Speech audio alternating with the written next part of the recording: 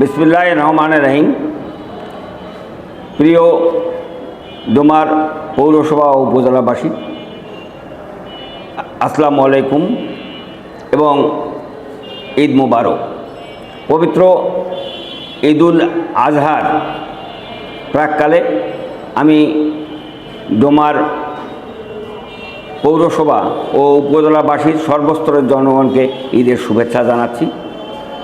পাশাপাশি আমাদের নেতা নীলফামারীর অভিভাবক শাহরুল ইসলাম চৌধুরী তুহিন ভাইয়ের পক্ষ থেকে ডোমার পৌরসভা উপজেলাবাসীকে ঈদের শুভেচ্ছা জানাচ্ছি। ঈদুল আজহার ত্যাগে শিক্ষা নিয়ে আমরা বিশেষ করে জাতীয়তাবাদী দলের সকল স্তরের নেতাকর্মী যাতে আমরা সাধারণ জনগণের সঙ্গে ভালো ব্যবহার এবং ভালো আচরণ করতে পারি, এই আশাবাদ ব্যক্ত করে সবাইকে ঈদের শুভেচ্ছা জানিয়ে সবাইকে সালাম দিয়ে আমার বক্তব্য শেষ করছি।